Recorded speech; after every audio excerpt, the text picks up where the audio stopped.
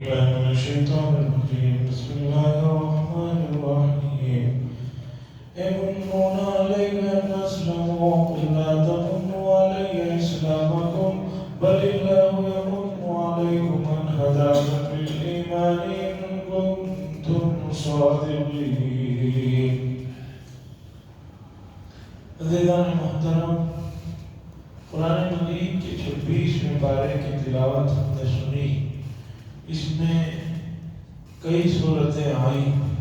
ایک صورت آئی جس کا نام سورہ محمد ہے، اس کے بعد سورہ فتح ہے، اس کے بعد سورہ حجرات ہے، اس کے بعد سورہ قاف ہے، اس کے بعد سورہ ذاریات ہے، اور ابتدا ہوئی تھی احقاف سے. اتنی صورتوں کی ہم نے آج تلاوت سنی. اور خاص طور پر قرآن مجید کی آخری پاروں میں جو صورتیں ہیں، اس میں چھوٹی چھوٹی آیتیں ہیں، مثانی جو کہا جاتا ہے. ان صورتوں میں بہت سے مسائل اور بہت سے احکامات ہیں. خاص طور پر سورہ حجرات اس کے اندر معاشرت سے جڑے ہوئے، اخلاقیات سے جڑے ہوئے بے شمار چیزوں کو اللہ تبارک و تعالیٰ نے بیان کیا. میں نے جو آیت پڑھی یہ بھی سورہ حجرات کی آیتوں میں سے ہے.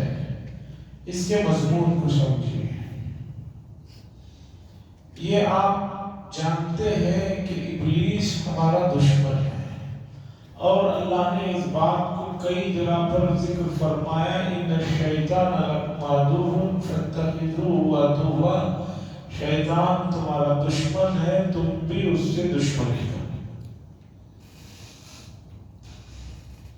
اور بار بار اللہ نے ذکر فرمایا کہ یہ ہمارے دربار میں قسمیں کھایا ہے آدم علیہ السلام کی اولاد کو، یعنی تمہیں بہکانے کو اور تمہیں اپنے ساتھ جہنم میں لے جانے کا اس نے وعدہ ہمارے سامنے کیا. تو ابلیس بڑا دشمن ہے، شیطان دشمن ہے. وہ کسی بھی حال میں مومنین کو اس حال میں دیکھ نہیں سکتا کہ مومنین جو ہے اللہ کی فرما برداری میں لگے ہوئے ہیں.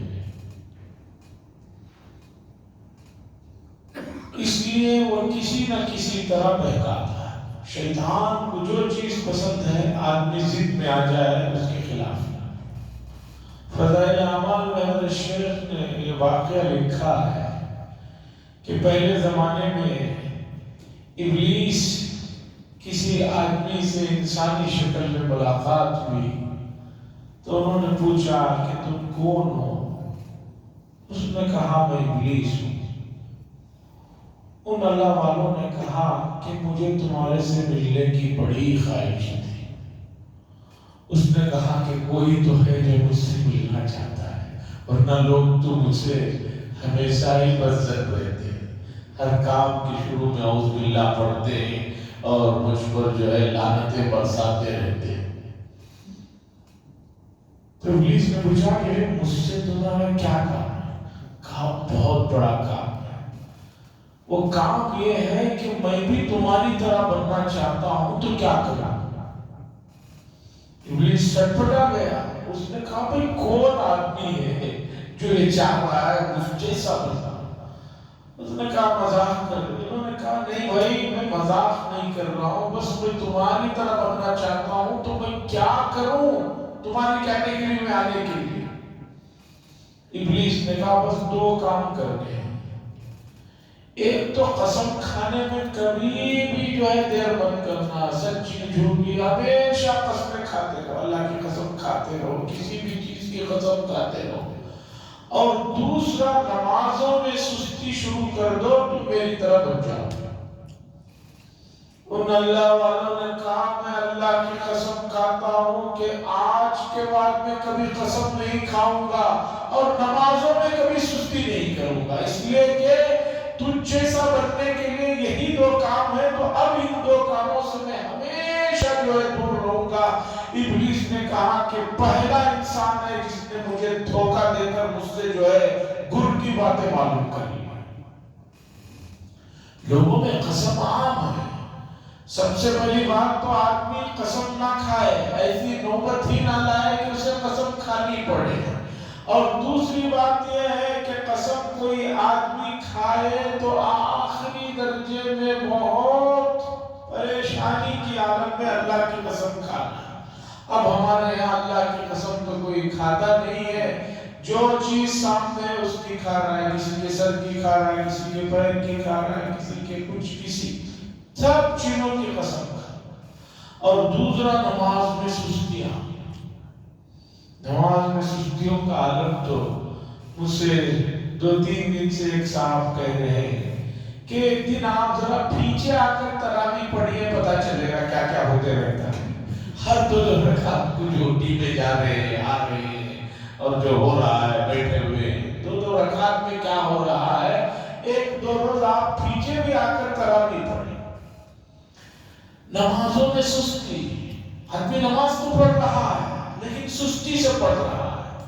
ایک آدمی کھڑا ہوا ہے، ایک پیر پہ کھڑا ہوا ہے، 2 پیر رکھے ہوئے لیکن ایک پیر پر زور ڈالا ہوا ہے، ایک پیر پر نہیں ڈالا ہوا ہے. حدیث میں بتایا گیا یہ نماز میں کھڑے ہونے کی صورت نہیں ہے. نماز میں بالکل آدمی چست، نماز میں آدمی بالکل جو کہتے ہیں کہ بھی چاق اور چوبن کی طرح رہے، اس طرح آدمی کرے. اس لیے کہ قرآن کے 5ویں پارے میں اللہ نے منافقین کا تذکرہ کرتے ہوئے فرمایا کسالا یراؤن الناس. نماز میں کھڑے ہوتے ہیں بڑے سستی سے، کاہلی سے، بیدارگی سے، دکھانے کے لیے لوگوں کو نماز پڑھتے ہیں. خیر، آئیے ان آیتوں کی طرف جو سورہ حجرات کی ہیں، ان آیتوں کو اس کے ساتھ ملائیں گے، اس گفتگو کے ساتھ، تو سمجھنے میں آسانی ہوگی. ابلیس جو لوگ مسجدوں میں نہیں آ رہے ہیں ان کو اس کا مسئلہ کچھ نہیں ہے. اسے معلوم ہے جب وہ مسجد میں جا ہی نہیں رہے، کچھ سن ہی نہیں رہے، کچھ سمجھ ہی نہیں رہے، نماز چھوڑ رہے ہیں، ان کے لیے اسے کوئی ٹینشن نہیں. اب جو لوگ نماز پڑھ رہے ہیں، روزے رکھ رہے ہیں، دینداری تھوڑی بہت عبادات میں بھی ہے، عقائد میں بھی ہے، معاملات میں بھی ہے، معاشرت میں بھی ہے، اخلاق میں بھی جو کچھ لوگ ہیں، اب ان کو کس طرح بہکانا ہے، ان کو کس طرح لوٹنا ہے، ان کو کس طرح اچکنا ہے، ان کو کس طرح جو ہے دھوکہ دینا ہے. ان کو دھوکہ اس طرح دیتا ہے کہ ان کے دل و دماغ میں یہ بات بٹھاتا ہے کہ تم تو بہت بڑا کام کر رہے ہو، 5 وقت نمازی ہو، بڑے روزے رکھ رہے ہو، قرآن پڑھ رہے ہو، تسبیح کر رہے ہو. پہلے تو اپنے کام کی ان کے دل و دماغ میں بات بٹھاتا ہے، اس کے بعد کہتا ہے تم تو بڑا احسان کر رہے ہو، دوسرے تو کچھ نہیں کر رہے، تم اللہ پر احسان کر رہے ہیں. یہ آیت کریمہ جو میں نے پڑھا مدینہ منورہ میں نازل ہوئی، اس میں اللہ کیا فرماتے ہیں؟ یمنون علیک ان اسلموا، تم لوگ احسان جتلاتے ہو کہ ہم ایمان قبول کیے ہیں، اسلام میں داخل ہیں. قل بل اللہ یمن علیکم ان ہداکم، اللہ فرماتے ہیں اللہ پر تم نے کوئی احسان نہیں کیا ہے کہ اسلام اور ایمان میں آئے ہو، بلکہ اللہ نے تم پر احسان کیا کہ تمہیں ہدایت دی، تمہیں ایمان میں داخل فرمایا. ایمان بنیادی چیز پر اگر کوئی احسان کر رہا ہے تو اللہ اس سے جو ہے خفا نظر آ رہے، اسے ڈانٹ رہے ہیں. تو ایمان کے بعد اعمال کا نمبر تو بہت بات کا ہے. اگر کوئی اپنے اعمال پر اتراتا ہے، اپنے اعمال کو بڑا سمجھتا ہے، تو سمجھیے کہ بڑے دھوکے میں ہے. ابلیس اسی طرح آ کر جو ہے رمضان کے بعد پٹی پڑھاتا ہے، بھائی بہت تم نے رمضان میں عبادتیں کر لی ہیں، اب نمازیں وغیرہ چھوڑو، آرام کرو. عزیزان محترم، سناتا ہوں، اس سے آپ کو اندازہ ہوگا کہ ہمیں اور زیادہ اللہ کی خوشنودی والے کام کرنے کی ضرورت ہے۔ یہ ہے شیخ سعدی نے واقعہ لکھا ہے، گزرے ہوئے زمانوں میں ایک مالک اور اس کا نوکر بازار میں جاتے ہیں، نوکر پیچھے پیچھے لگا ہوا ہے سامان اٹھانے کے لیے، مالک جو خرید رہا ہے سامان اٹھاتا ہے، کرتے کرتے اتنے ہی میں اذان ہو جاتی ہے، نوکر مالک سے کہتا ہے کہ میں ذرا نماز پڑھ لیتا ہوں، اتنی دیر میں آپ لیتے ہیں۔ وہ بھی مسلمان، مالک نے کہا جاؤ پڑھ کر آ جاؤ۔ نوکر مسجد میں داخل ہوا، نماز پڑھا، نماز پڑھنے کے بعد جماعت سے نماز ہوئی، پھر اس کے بعد سنتوں میں نوافل میں لگ گیا۔ مالک دروازے کے پاس باہر کھڑا ہوا ہے، وہ دیکھ رہا ہے کہ بھی جو بھی نماز پڑھنے گئے وہ تو واپس آ گئے ہیں، یہ میرا نوکر کیوں نہیں آتا؟ خیر جھانک کر دیکھتا ہے کہ وہ سجدے میں، چلو بتیات میں، اب سلام پھیرا۔ جو ہی نوکر نے سلام پھیرا، مالک نے آواز دیا کہ بھائی آ جاؤ، جلدی آ جاؤ، جانا ہے۔ نوکر سلام پھیرتا ہے، پلٹ کر کہتا ہے کہ مجھے آنے نہیں دیتا، یہ کہہ کر پھر 2 رکعت کی نیت مان لیتا، ابھی پھر انتظار میں رہتا ہے، چلو سلام پھیرے گا تو پوچھ لیں گے۔ پھر 2 رکعت کے بعد سلام پھیرتا ہے، آواز دیتا آ جاؤ، نوکر کہتا ہے مجھے آنے نہیں دیتا، پھر 2 رکعت کی نیت مان لیتا۔ بہت دیر کے بعد مالک کو غصہ آتا ہے، مالک پوچھتا ہے کہ بھی کس نے تمہیں جو ہے وہ پکڑ رکھا ہے، کون تمہیں آنے نہیں دیتا ہے؟ تو نوکر بڑے درجے کا آدمی تھا، اس نے جواب دیا جو اللہ تمہیں مسجد کے باہر کھڑا کر رکھا ہے، اندر آنے نہیں دیتا، وہ رب مجھے مسجد سے باہر جانے کی توفیق نہیں دیتا۔ اس واقعے میں دیکھیے آپ مسجد کے اندر آئے ہیں تو یہ اللہ کی کتنی بڑی توفیق ہے۔ جو لوگ نہیں آئے ہیں ان کے مقابلے میں اگر آپ اس آنے کو اس نظریے سے دیکھیں گے تو اور آپ 2 سجدے خلوص سے کریں گے۔ اگر آپ یہ ذہن میں نہیں رکھیں گے تو منافقین نے جیسے مدینے میں کہا تھا ہم نے بڑا احسان کیا ہے، یمنون علیک ان اسلموا، ہم کے ایمان لے کر آئے، بل اللہ یمن علیکم، اللہ نے فرمایا تمہارا کیا احسان ہے، قل لا تمنوا علی اسلامکم، تم اپنے اسلام کا جو ہے ہم پر دھوس نہ جماؤ اور جو ہے اس کا یہ نہ دکھاؤ، بلکہ ہمارا تم پر احسان ہے کہ ہم نے جو ایمان دیا۔ اسی طرح آج میں اور آپ اللہ کے گھر میں بیٹھے ہیں، ہماری ذمہ داری اور بڑھ جاتی ہے کہ تہجد میں 2 رکعت زیادہ پڑھیں اور تہجد کے بعد دعا میں اللہ سے کہے اللہ تیری ہدایت ہے، تیرے گھر میں حاضری کا موقع دیا، اس میں میرا کیا ہے؟ دوسرا واقعہ علامہ روم نے لکھا ہے مثنوی میں، گزرے ہوئے زمانوں میں جیسے اس وقت بارش نہ ہونے کی وجہ سے پانی کے مسائل ہیں، اسی طرح ایک ملک میں قحط کا دورہ چل رہا تھا۔ ایک گاؤں کا آدمی، اسے جب پتا چلا کہ بھئی بہت قحط ہے، ہر جگہ پانی کا مسئلہ ہے، تو وہ جس گاؤں میں رہتا تھا وہاں ایک تالاب جو سوکھ کر تھوڑا سا گدلا سا پانی، آخر میں جو رہ جاتا ہے گندا سا گدلا سا پانی، ویسا پانی تھا۔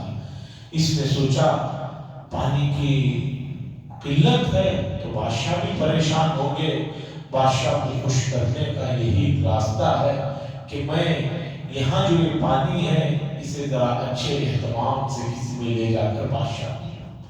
اب اس نے وہ گڑھے کا گدلا پانی نکالا، اسے ذرا چھانا اور ایک گھڑے میں یا کسی میں رکھا، اوپر سے کپڑا باندھا اور لے کر جو بادشاہ جہاں رہتا تھا وہاں پہنچا۔ باہر اس نے لوگوں سے کہا کہ میں فلاں گاؤں سے آیا ہوں، بادشاہ کے لیے بڑا تحفہ لے کر آیا۔ بہت اصرار پر اسے اندر بادشاہ سے ملانے کا حکم دیا گیا، لے جا کر اس نے یہ پانی پیش کیا۔ جو ہی کھڑے پر سے وہ کپڑا یا برتن ہٹایا گیا تو بدبو سے بادشاہ کا دماغ ہی ہل گیا. اس نے کہا بادشاہ سلامت، پانی کا بڑا قحط ہے، میں سوچا آپ پریشان ہوں گے، آپ کے لیے میں پانی لے کر آیا ہوں، قبول فرما لیجئے، میں آپ کے رعایا میں سے چھوٹا فرما. بادشاہ اس بیوقوف اور گاؤں والے کی سادگی پر غصہ بھی آیا، پھر محبت بھی آئی کہ جیسے بھی ہے. اسے خیال تو آیا میرا کہ ایسی حالت میں بادشاہ بڑا پریشان ہوگا.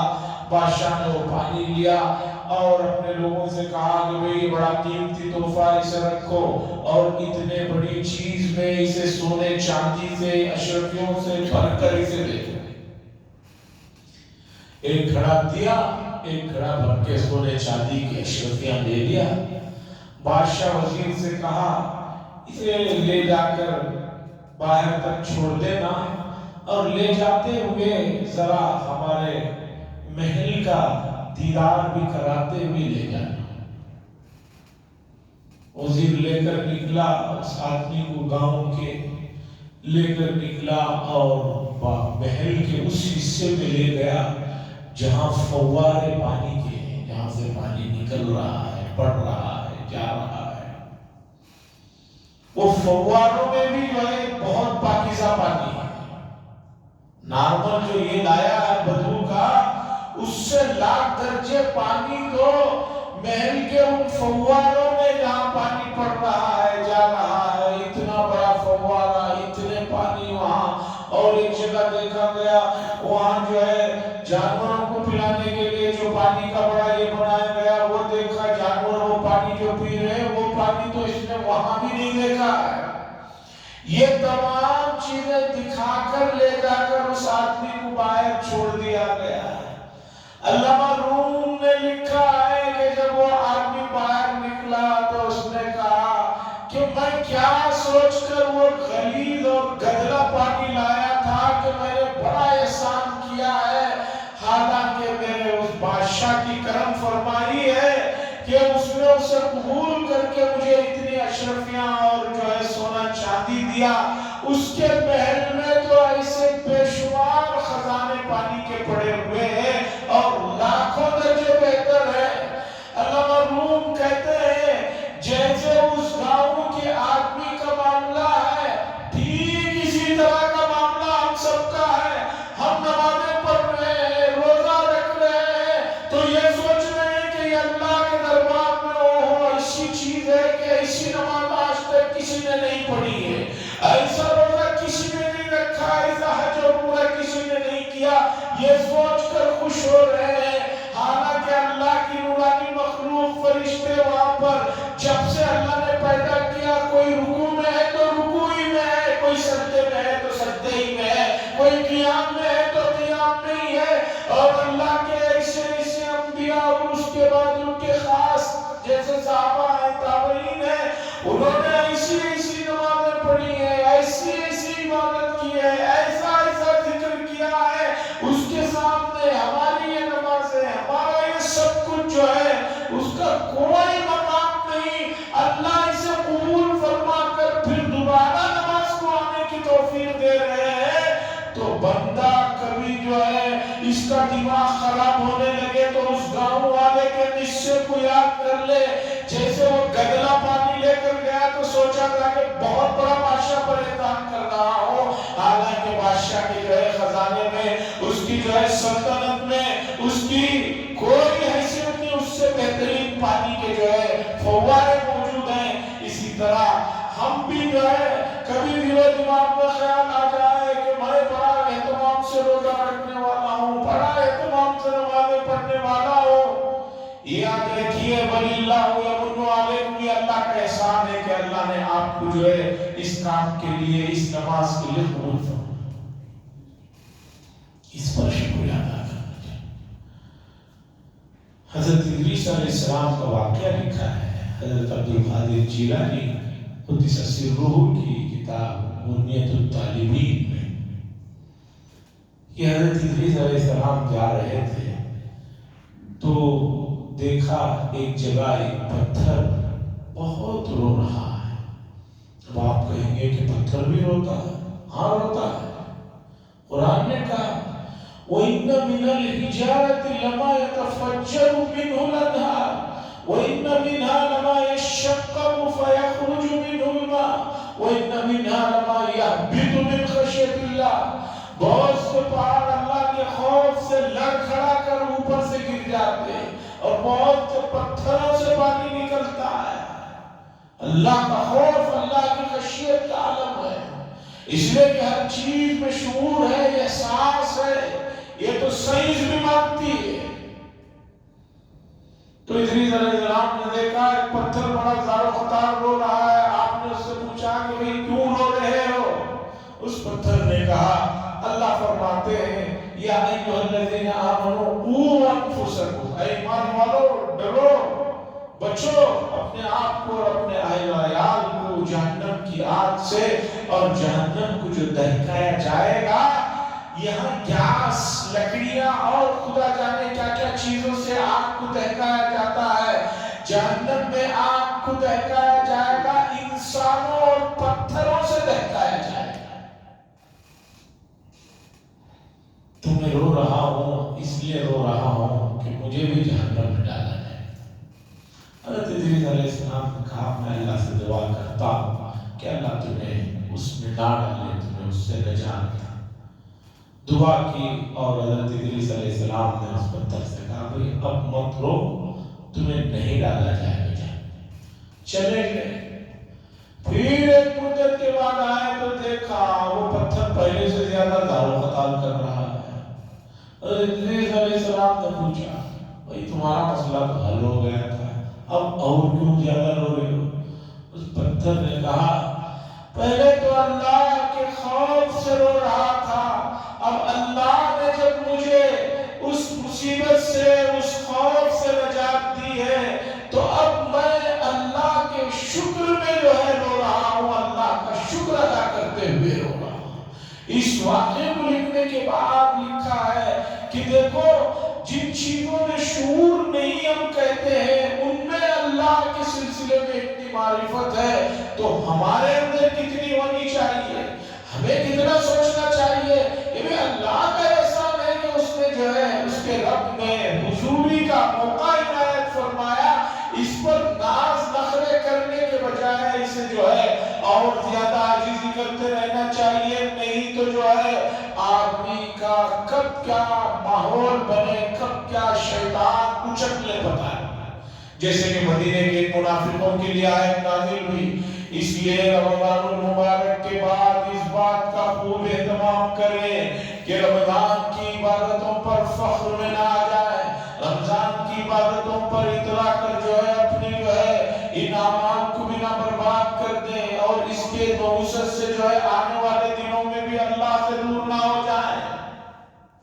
عزیزان گرامی، سورہ حجرات میں بڑی ہدایات دی گئی ہیں۔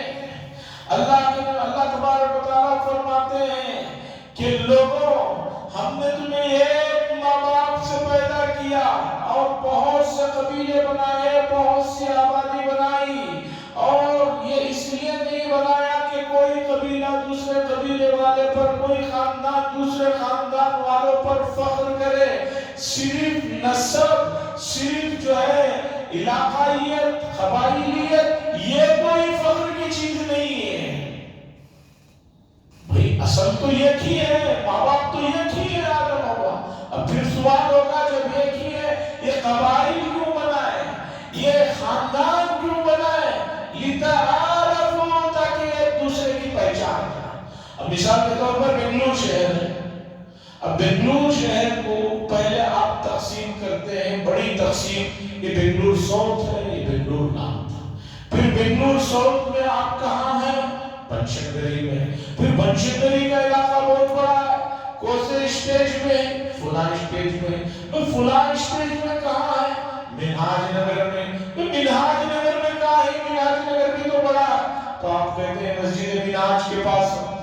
یہ ایک جو تقسیم ہے، یہ ایک دوسرے کو معلومات کر سکتے، اپنا عطا پتہ بتانے کے لیے، جیسے شہر کی تقسیم صوبے میں، پھر صوبے کی تقسیم شہر میں، پھر علاقے میں، پھر اس سے نیچے اسی طرح انسان تو اصل آدم حوا کے ہیں، یہاں نیچے چل کے جو خاندان بنائے گئے ہیں وہ ایک دوسرے کی پہچان آئیڈینٹی کے لیے ہے، اس لیے نہیں ہے کہ کوئی آدمی کہے کہ میں یہ خاندان کا ہوں تو میں بہت ہی بڑھیا آدمی ہوں۔ اللہ نے آگے بتایا کہ سب سے بڑھیا آدمی ہے ان اکرمکم عند اللہ اتقاکم، سب سے بہترین آدمی اللہ کے نزدیک وہ ہے جو سب سے زیادہ تقوی کو اختیار کیا ہوا ہو، جو اللہ سے سب سے زیادہ ڈرنے والا ہو۔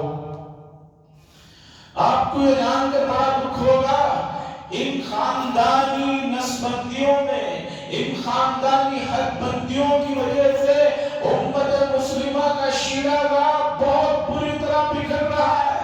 شمالی ہندوستان میں تو یہ بیماری بہت بڑے پیمانے پر پھیلی ہوئی ہے۔ وہاں سب سے پہلے آدمی پوچھتا ہے تمہارا کون سا خاندان ہے؟ اچھا ہمارا یہ خاندان ہے، ان کا یہ خاندان ہے، اوہو ہم تو بہت بڑے خاندان کے۔ ایسا دونوں میں ڈیفرنس رہتا ہے جیسے جو ہے دونوں دوسرے مذہب سے تعلق رکھتے ہیں۔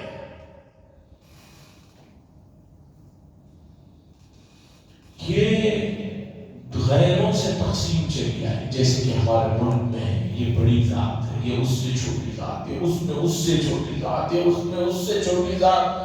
ہمارے یہاں تو لوگ ایک ہی صف میں کھڑے ہو گئے، محمود و یار، نہ کوئی بندہ رہا نہ کوئی بندے نماز۔ ہمارے یہاں اگر ایسی بات ہوتی تو پھر مسجد میں تقسیم نہ ہوتی، لیکن الحمدللہ ہمارے یہاں نہیں ہے۔ یہ چیز سمجھنے کی ہے۔ اللہ نے فرمایا، میں اس لیے بھی بتا رہا ہوں، ابھی تک بہت سارے لوگ بہت ساری انہی چیزوں میں الجھے ہوئے، رشتے بیاہ کے موقع پر کہتے نہیں وہ خاندان ہے، یہ خاندان ہے، یہ وہ خاندان کیسے ہو سکتا ہے، وہ بڑا ہے یہ چھوٹا ہے۔ اس لیے جو ہے خاندان کا نظام نہیں متعارف کرایا گیا، یہ تو ایک پہچان کے لیے کرایا گیا۔ اگر ان چیزوں کو بنیاد بناتے ہو تو غلط ہے۔ اصل بنیاد ہے ان اکرمکم عند اللہ اتقاکم، بہترین آدمی وہ ہے جو اللہ کے نزدیک مکرم ہے۔ سورہ حجرات میں اور بھی بڑے مسائل ہیں، کسی کو غلط نام سے پکارنے کی مذمت کی گئی ہے، اسی طرح ایک دوسرے کا مذاق اڑانے کی برائی بیان کی گئی ہے، اور بے شمار چیزیں، خاص طور پر کسی کی برائی کرنا۔ اسے قرآن نے کہا کہ أَيُحِبُّ أَحَدُكُمْ أَن يَأْكُلَ لَحْمَ أَخِيهِ مَيْتًا فَكَرِهْتُمُوهُ، کہ تم اپنے انتقال شدہ بھائی کے، مردہ بھائی کے گوشت کو کھانا پسند کرتے ہو۔ جب وہ نہیں پسند کرتے تو اسی طریقے پر کسی کی جو ہے غیبتیں وغیرہ یہ سب اس درجے کی چیزیں ہیں۔ سورہ حجرات میں بڑی تفصیل سے یہ چیزوں کو، معاشرتی احکام کو بتایا گیا، اور ابتدا اس سے کی گئی کہ رسول اللہ صلی اللہ علیہ وسلم کا مقام اور مرتبہ بہت اونچا ہے، آپ کے سامنے بلند آواز میں بات نہیں کرنا چاہیے، اور نہ آپ کو نام سے پکارنا چاہیے۔ گاؤں کے لوگوں نے آ کر پکارنا شروع کر دیا، یا محمد خرج علی، اے محمد صلی اللہ علیہ وسلم ذرا باہر آئیے، بات کرنا ہے۔ اللہ نے فرمایا یہ کیا ہے، ہمارے نبی کو نام لے کر پکارتے ہو؟ آپ نے سوچا کبھی حضرت موسیٰ علیہ السلام کا نام کم از کم قرآن میں 136 مرتبہ آیا ہے، لیکن رسول اللہ صلی اللہ علیہ وسلم کا نام صرف 4 مرتبہ آیا ہے۔ کیوں؟ اس لیے کہ رسول اللہ صلی اللہ علیہ وسلم کو جب بھی خطاب کرنا ہوا آپ کے القاب سے یاد کیا گیا، آپ کو جو ہے القاب سے پکارا گیا، کہیں مزمل کے نام سے، کہیں مدثر کے نام سے، کہیں طٰہٰ کے نام سے، کہیں یا ایھا النبی، کہیں یا ایھا الرسول۔ اس لیے کہ القاب سے یاد کرنا یہ بڑا اعزاز ہے، بڑا مقام ہے، بڑی حیثیت ہے۔ بڑا چھوٹے کو جو ہے نام لے کر پکار سکتا ہے، چھوٹے بڑے کو نام لے کر پکارے اس کی اجازت نہیں ہے۔ یہ تمام چیزیں سورہ حجرات میں، اور اس سے پہلے سورہ فتح ہے جو حدیبیہ کے بعد نازل ہوئی، جس میں فتح مکے کے لیے اشارے کنایے دیے گئے۔ اس چیز کو سمجھانے کے لیے لمبی 2-3 مجلسوں کی ضرورت ہوتی ہے.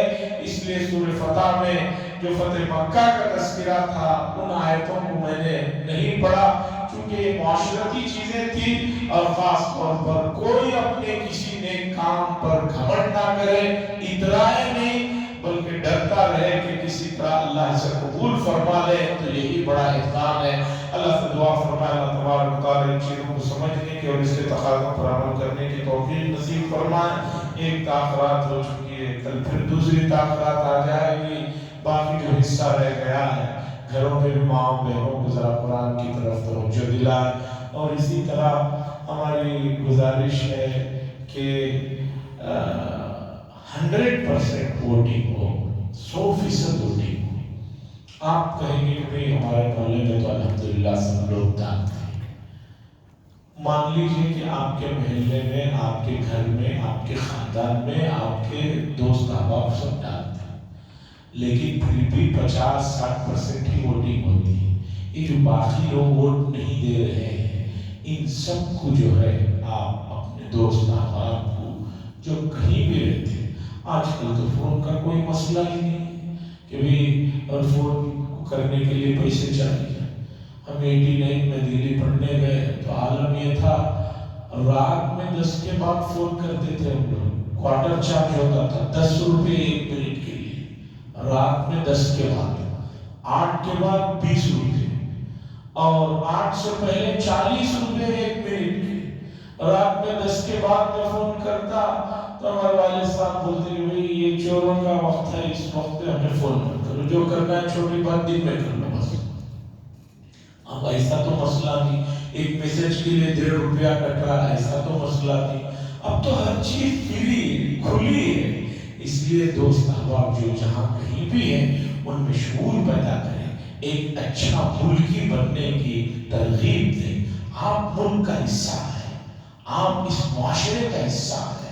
اس معاشرے میں ہونے والی ہر چیز کی ذمہ داری ہم سب پر ہے, کسی ایک آدمی پر نہیں. ہر آدمی اس طرح پوری جگہ جہاں تک ہو سکتا ہے بیداری پیدا کرے. اس وقت کی بہت ضروری ہے. اللہ کرے اللہ تعالیٰ اس مسئلے کو امت کو سمجھنے کی توفیق نصیب فرمائے. وآخر دعوانا الحمدللہ رب العالمین. الحمدللہ رب العالمین والعاقبۃ للمتقین والصلاۃ والسلام علی سیدنا المرسلین وعلی آلہ وصحبہ اجمعین. صلی اللہ تعالی وسلم علی خیر خلقہ محمد وعلی آلہ وصحبہ